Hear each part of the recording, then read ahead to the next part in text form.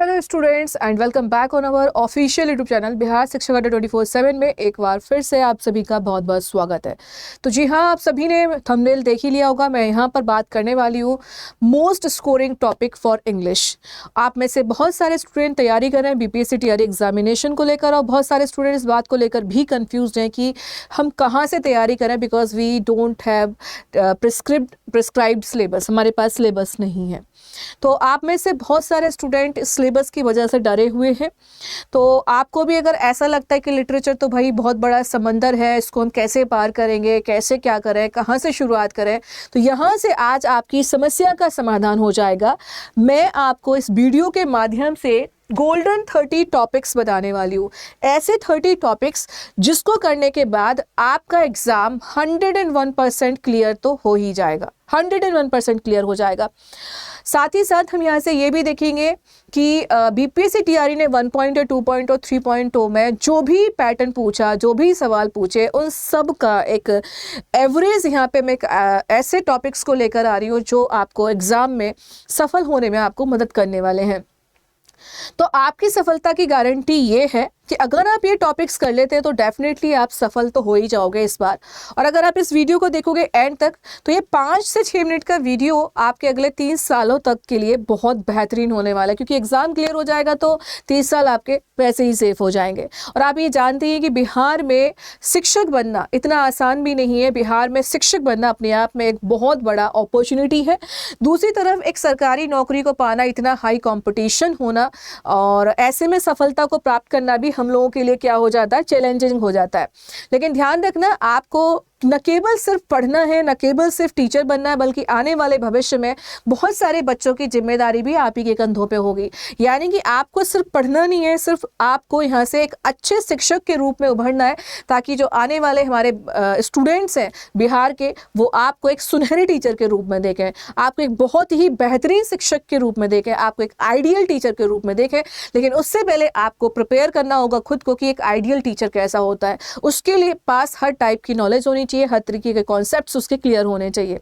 तो टीआरई 4.0 में जो भी चीज़ें रहीं वो तो ठीक है, लेकिन मैं यहाँ से आपको इस वीडियो के माध्यम से बताऊंगी कि हमारे कौन कौन से टॉपिक्स ऐसे हैं जो मैक्सिमम टाइम यहाँ से क्वेश्चंस एग्जाम में बनते ही बनते हैं।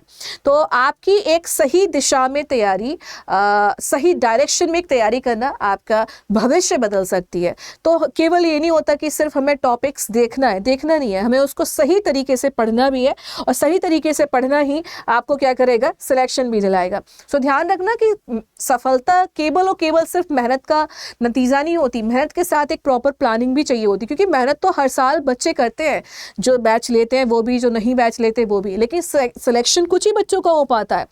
तो मेहनत के साथ साथ एक सही डायरेक्शन मिल जाए, सही गाइडेंस मिल जाए, तो उसमें 4 चांद लग जाता है और आराम से आपका सिलेक्शन हो सकता है।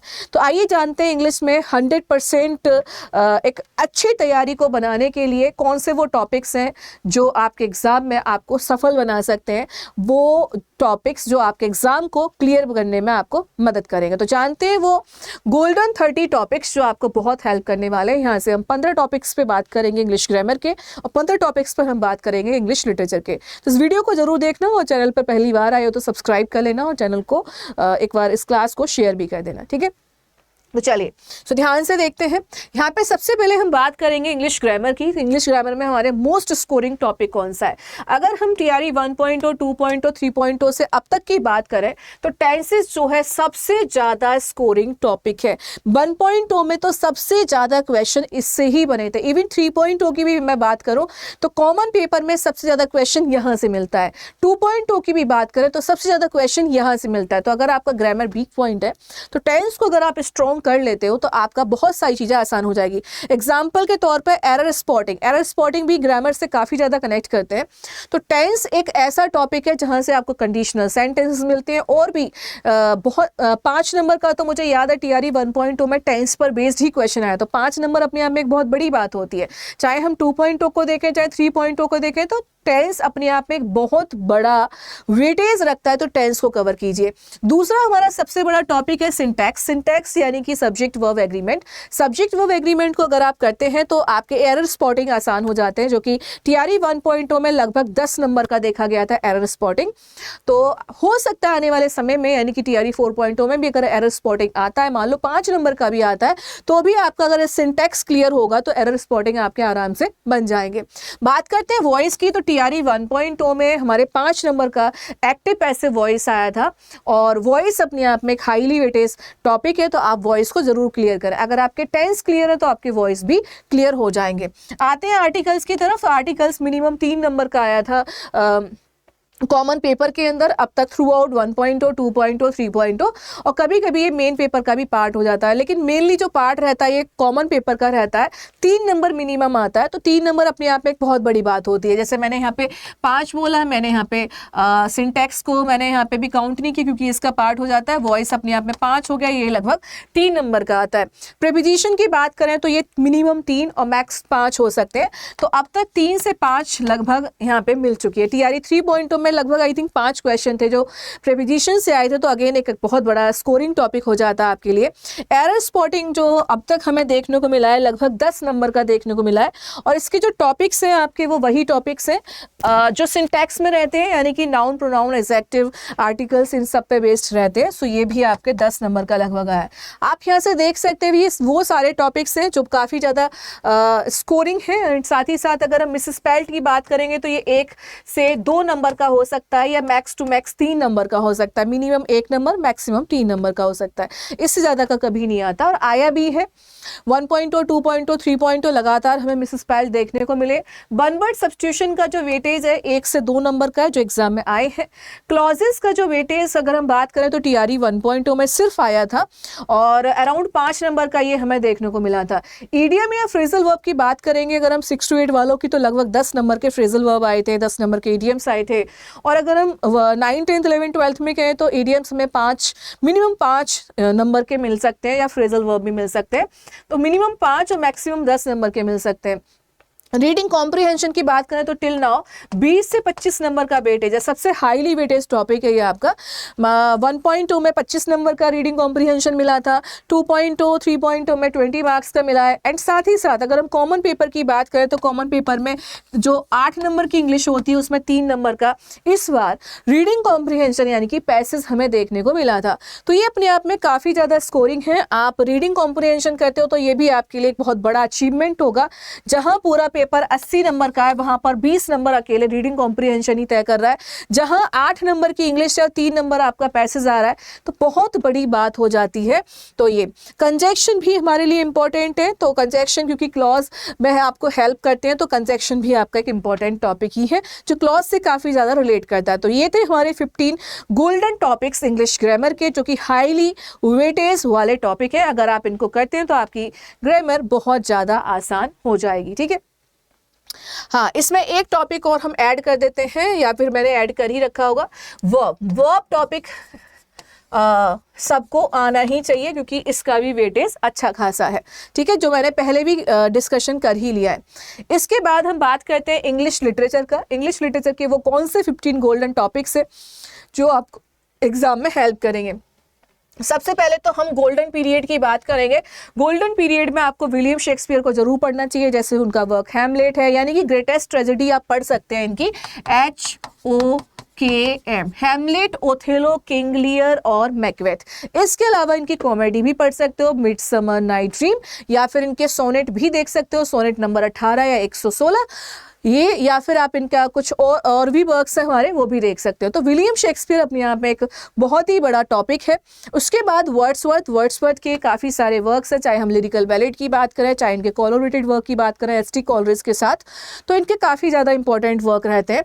जॉन मिल्टन के जो एपिक है पैराडाइज लॉस्ट, पैराडाइज रीगेन्ड, ये सब, और इनकी अपनी एक यूनिक स्टाइल है, ग्रांड स्टाइल, उसके लिए जाने जाते हैं। प्लस इनके वर्क और भी है जो कि प्रोज में है, क्रिटिसिज्म को लेकर इन्होंने कुछ डॉक्ट्राइन दिए, सिद्धांत दिए, वो आप देख सकते हो। एलिजाबेथन एज अपने आप में पूरी की पूरी इंपॉर्टेंट है, बिकॉज ये एक मेजर पार्ट हो जाता है ग्रेजुएशन और पोस्ट ग्रेजुएशन दोनों एग्जाम के लिए। सो ये पूरा पढ़ना है आपने। इसके बाद रोमांटिक एज बहुत इंपॉर्टेंट है, जो कि लिरिकल बैलेड के पब्लिकेशन के साथ स्टार्ट होती है। एंड साथ ही साथ मेटाफिजिकल पोइट्स, कैवेलियर पोइट्स, ये आपको जरूर पढ़ लेने हैं। विक्टोरियन एरा अपने आप में काफ़ी ज़्यादा इंपॉर्टेंट है, बिकॉज यहाँ पे आते आते स्टूडेंट बहुत कम ध्यान देते हैं, तो यहाँ से भी क्वेश्चन बनते हैं लेकिन बच्चे कम ध्यान देते हैं। तो आप इसको, अगर आपके सारे टॉपिक्स कवर हैं तो विक्टोरियन एरा को ज़रूर देखें।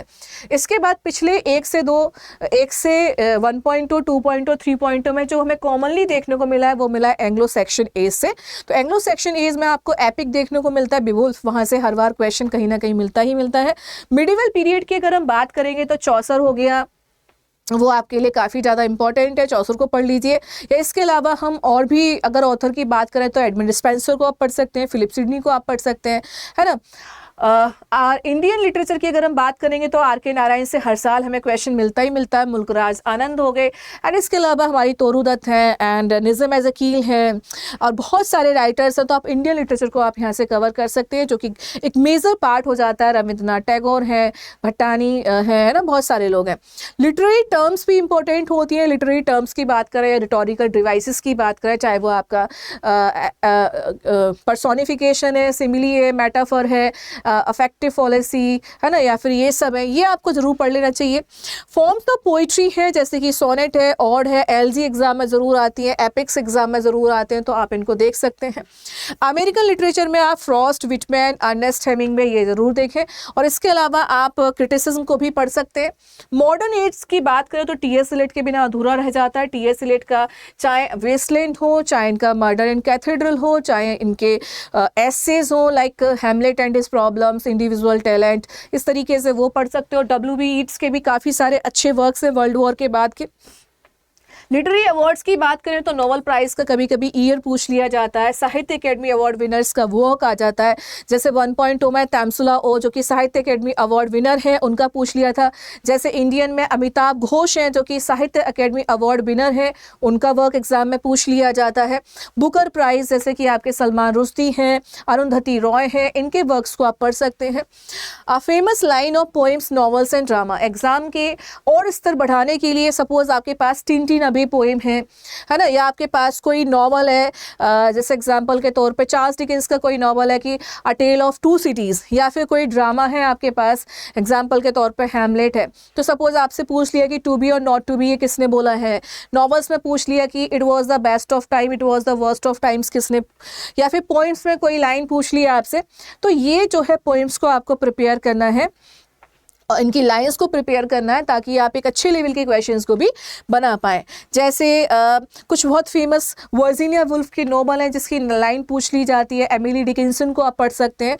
तो बहुत अच्छे अच्छे नॉवल हैं, हरमन का नॉवल है, बहुत अच्छे अच्छे इन नॉवल्स को पढ़िए, है ना। Famous characters of tragedy, tragedy के जो फेमस करेक्टर हैं, कभी एग्जाम में पक पूछ लिया जाता है, कभी पिप पूछ लिया जाता है, तो कभी मैकबेथ, तो कभी इयागो, तो कभी कोई, है ना। तो ये सारे आपको कॉमेडी के मेन कैरेक्टर्स, ट्रेजेडी के मेन कैरेक्टर्स, ट्रेजिक कॉमेडी के मेन कैरेक्टर्स, साथ ही साथ नॉवेल्स के मेन कैरेक्टर्स को जरूर देखें। अगर आप ये सेक्शन कवर करते हो, ड्रामा का, प्रोज का और पोइट्री का, फिक्शनल, नॉन फिक्शन, तो इस तरीके से आपकी जो अब तक हाईली वेटेज रहा है 35 नंबर रहा है ओवरऑल लिटरेचर का, 30 से 35 नंबर की मैक्सिमम आई है, तो वो सारा आराम से कवर हो जाएगा अगर आप इन टॉपिक्स को करते हो। अब ध्यान देना, ये टॉपिक्स सिर्फ करने नहीं, अब इनका सही तरीका होता है। ये नहीं कि मैंने बोल दिया सिर्फ विलियम शेक्सपियर तो बस आप उनके 2-4 ही चीज़ें पढ़ रहे हो, आपको उनकी पूरी बायोग्राफी पढ़नी पड़ेगी, आपको उनका सारा डिटेल्ड वर्क देखना पड़ेगा। सो ओवरऑल बात ये कि जितने भी टॉपिक्स दिए हैं, इनके सही वे में इनका स्टडी करना भी आपके लिए बहुत ज़्यादा ज़रूरी हो जाता है। कहने का मतलब ये है कि सिर्फ आपको रट्टा नहीं मारना है, आपको डीप एनालिसिस करनी है। अगर आप चाहते हो कि बीपीएससी टीआरई एग्जाम आपका क्लियर हो, तो आपको डीप एनालिसिस की जरूरत है। कोई भी पर्टिकुलर वर्क आप पढ़ते हो तो आपको वहां पे डीप एनालिसिस करना ही पड़ेगा, ठीक है। और अगर मैं यहाँ से बात करूँ कि डीप एनालिसिस के अलावा और क्या ज़रूरी होता है, आपकी ज़रूरी होती है कॉन्सेप्चुअल क्लैरिटी। कि आपकी कॉन्सेप्चुअल क्लैरिटी हो। कॉन्सेप्चुअल क्लैरिटी है तो ही आप एग्जाम को क्लियर कर पाओगे।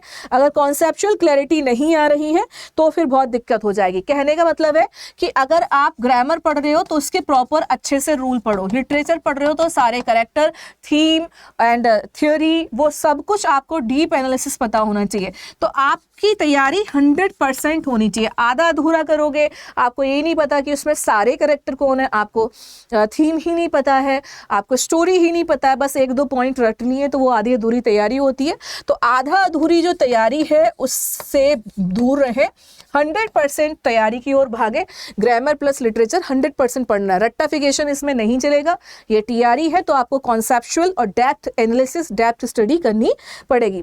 दूसरी बात ये कि आपका जब एग्जाम होता है तो एग्जाम में कई बार हमें कंफ्यूजन होता है कि यार ये वर्क कहाँ से था, कहाँ से नहीं था।